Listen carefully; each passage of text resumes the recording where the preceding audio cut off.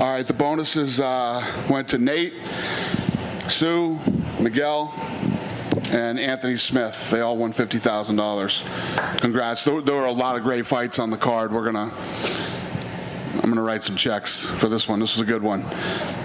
Who's got the first question? You writing checks? Or you just handing out $50,000 in cash in a bag to somebody? No, that made the internet, huh? It did. Yeah, when I don't know how we fucked that up.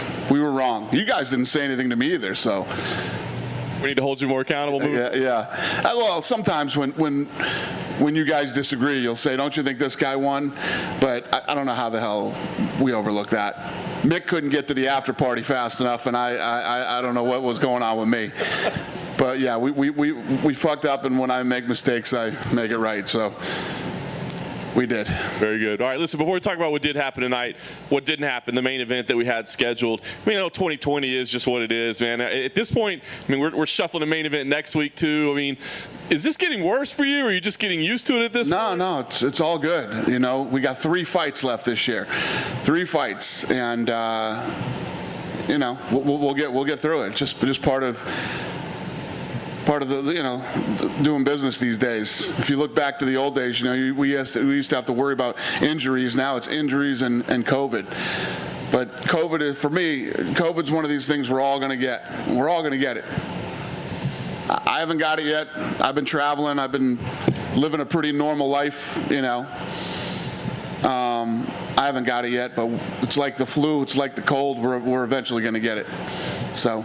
That main event, Blaze and Lewis, there was talk about maybe rescheduling it. Have you had any progress in trying to get that on the calendar? Yeah, no, we'll get it done. Yeah. You think it'll happen in one of these next 3 weeks? Yeah, it's happening. I can't remember the date off the top of my head, but yeah. Okay, fair enough. Anthony Smith tonight, obviously, was kind of a gut check for him, right? He kind of back up against the wall, and he comes in there and really impresses. What do you think about his resiliency tonight? Yeah, he looked awesome. He came in to make a statement, and message received. Yeah.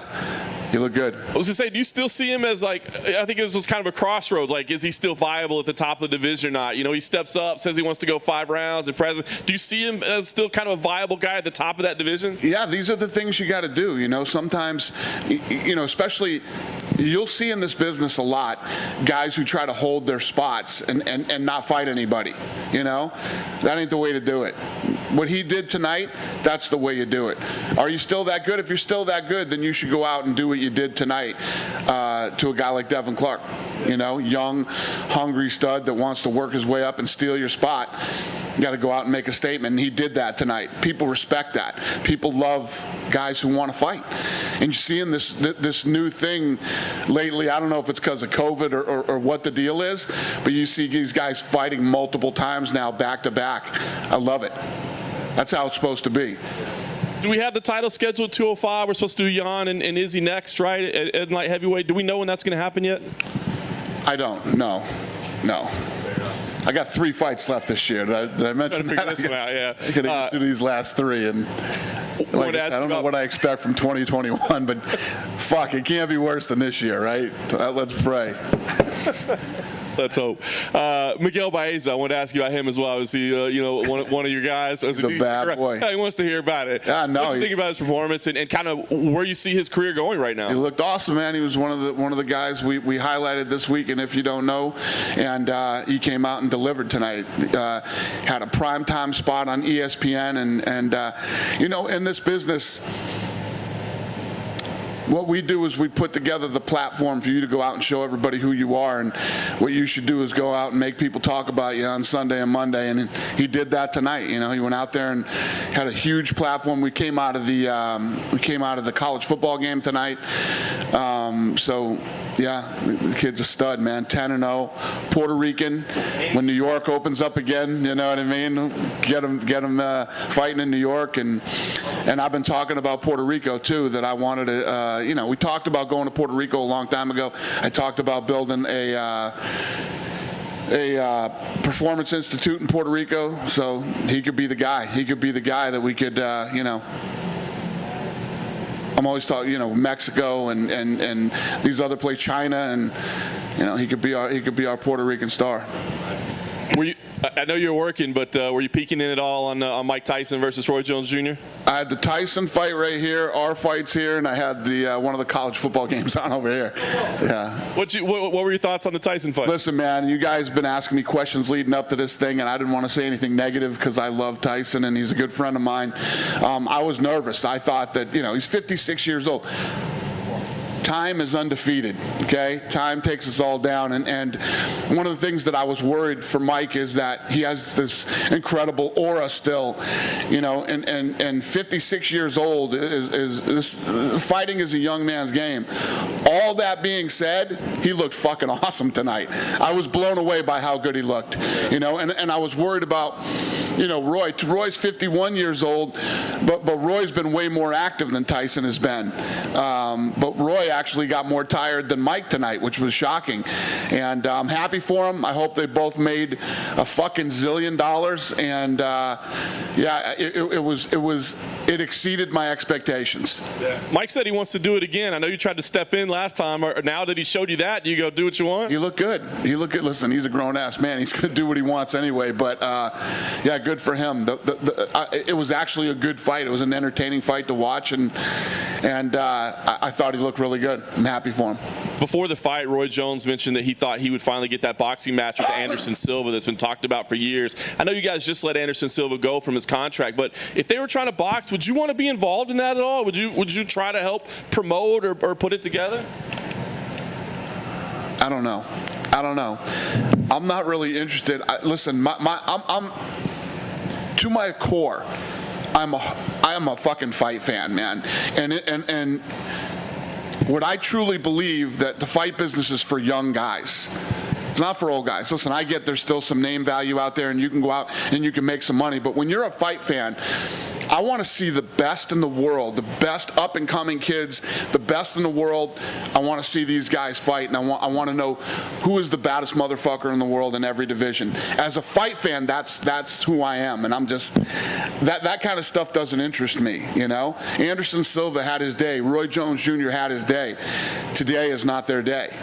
It's just not. These young guys that you saw fight tonight are the future. These are the guys that are the up and coming, and this is what I'm interested in. This is what I love to do. I could sit here all fucking night and watch kids that fought tonight fight. It's what I love to do. It's just not really what I do. There's other people out there that do that. Plenty of people that do the old guy stuff. I don't do the old guy stuff. Fair enough. And last thing for me, Khabib Nurmagomedov tweeted, he'll see you soon. He talked about the meeting. Has that happened yet when it's scheduled? What do you expect to come out of it? We're going to meet in Abu Dhabi. So you're heading over to Abu Dhabi sometime soon? Or? Yeah, sometime soon. Any date? I'll let you know when you need to know. You still think he'll come back for 30-0? I do. Right. I do. He hasn't said that to me, but I do. Hey Dana, how you doing, mate? Good. Good. This was another great card put on by you tonight. Thank you. Showing again why you can't sleep on a UFC card even when the main event falls off. 20 fucking years and people are still sleeping on cards. It's crazy, man. It's crazy. The build-up, in fact, reminded me a little bit of how the Homan Aldana card got completely trashed. Right. That was like one of the most exciting cards of the whole year, man. Right. So I'm curious, what does this say about the depth of your talent pool when you can rely on a large amount of contenders to come in here and produce the goods? There's different groups of fight fans. There's hardcore fight fans like me that are going to watch everything. If there's a fight on, I'm watching it. Then you're going to get the people that'll come in, when a card has some more name value. Then you got the people that will only watch the big superstars. So there's different levels of cards for everybody. And the contenders, when you're saying about these kids that are coming up, these are the hungriest. This is the at least now you'd think people would understand our record and what we do and the talent that we find and the matches that we make. And tonight was a complete. I mean, when I did, if you don't know, I said this card might not have all the biggest names jumping out at you, but I promise you, this is a ridiculous card on Saturday night, and it was. And the people that I told you to focus on shined, and Yeah, tonight was awesome, man. Loved it. It was awesome. Yeah, it really was, mate. Another one from me is, do you think we will ever see the European commentary team host a pay-per-view like the likes of John Gooden, Dan Hardy, those kind of characters? I mean, I'm not saying that that's impossible, but we sort of have teams that, we got the pay-per-view guys, and that's traditionally the way it's done. I mean, even on HBO and it's not because of our putrid accents. Well, what we do is we have, like Joe Rogan is contracted to do pay-per-view events. Yeah. He doesn't do all the events he used to do. And same thing with Cormier and these other guys. So we sort of have our teams who do certain things. Why would you like me to let them do a pay-per-view event? Is that what you're asking me to do? No, not really. I was just wondering if it was ever a possibility. Anything's possible, but yeah. Cool. Lastly, just to follow up from last week, did you get a chance to speak to Brandon Royval? I did not. I did not talk to him, no. Okay, cool. But we were putting together another fight that we were interested in him being a part of, and I think that day that we had the matchmaking meeting, he was going in for his MRI on his shoulder, and I never found out what happened, and my guy that would know isn't here right now. Nice. I got to ask you as well, man, because when we were in Fight Island, I gave you a few T-shirts, a few Full Reptile T-shirts, and you told me off because they were XXXL. I was just wondering if they did actually fit. I haven't tried them on yet. Nice one. But thank you, yeah. Anytime, brother. Thank you and fuck you. Hey, Dana. Yeah. Hey, Dana, I just want to touch base on Michael Chandler.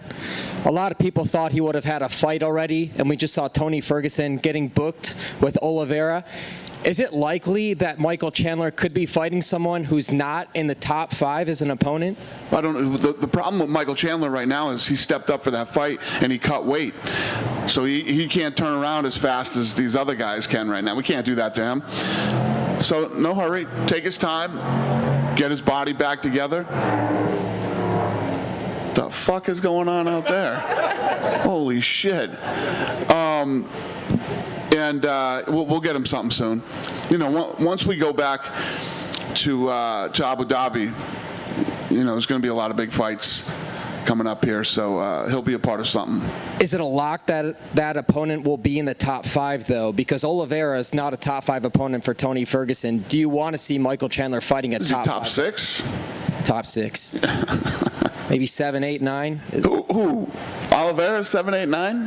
Where is he? 6. Yeah. Come on, Schmo. Just want to know if I mean. Wait, what are you saying? You're saying Tony's not fighting the top 5? He's fighting. No. I'm just asking Chandler. for Michael Chandler. Does that mean he would be, if he's fighting a top 5, it would be a Dan Hooker or a Justin Gaethje? Those are the only 2 guys left by default. Yeah, I don't know. We'll have to see what happens. The Tyson fight ended in a draw. Just want to get your thoughts on a draw for a boxing fight. Yeah, listen, Tyson won the fight. Do you have a favorite fight tonight that you watched on this card? On this card, the Yes. whole card was awesome. The heavyweights, right?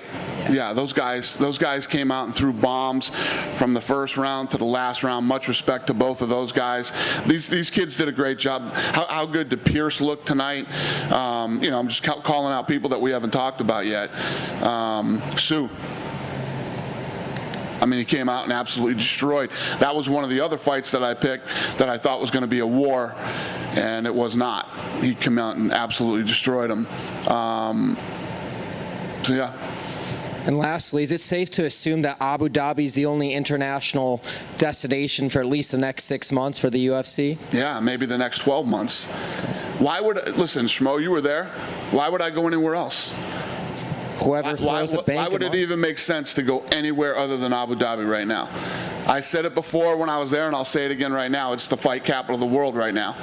The biggest, baddest fights in the world are happening in Abu Dhabi. How many UFCs are happening in Abu Dhabi in January, February? Probably 3. There'll probably be 3. 3 Saturdays? Saturday, Wednesday, Saturday. International Fight Week. Starting January 16th? I don't know. We're still working on the deal. Just follow up on what Mo asked about Tony. Where do you see Tony standing if he wins? I mean, he still has to wait for another win to get a title shot, whether it's Khabib or someone else. I don't know. Let's see how this whole thing plays out. I mean, to sit here right now, and he had the opportunity, you know, same opportunity that Gaethje had. Gaethje took it. He went in there and he got his shot. He's going to take this fight, and we'll see what happens. I don't know. I haven't even met with Khabib yet. I don't know what he's going to do. I told John I think he'll go for 30. I don't know if that's true or not. We'll see. Just lastly from me, is any update on Jair Rodriguez? He seems to be training full now, and you recently said that you still want to fight Sabit. Is there any update on when that fight could still happen? Jair? Yeah. He's posting on social media that he's training full now and he's totally recovered from the injury. Have we not talked publicly about that? Why not? Yeah. Huh? No. I don't think he's going to fight soon. Okay. You hurt? No. Does it have to be so mysterious? Like, what's? We didn't announce it. I don't know why we didn't, but yeah, I don't know what the deal is. It's actually none of my business what's going on there. So when it comes out, it'll come out. This is now Hunter's business, or? No, it's none of our business. None of the UFC's business. So when they figure it out, they'll let us know. Okay. So he declined the offer to fight. Did he? Yeah. No. No. That would be my business. Any other questions? Good night. Thank you.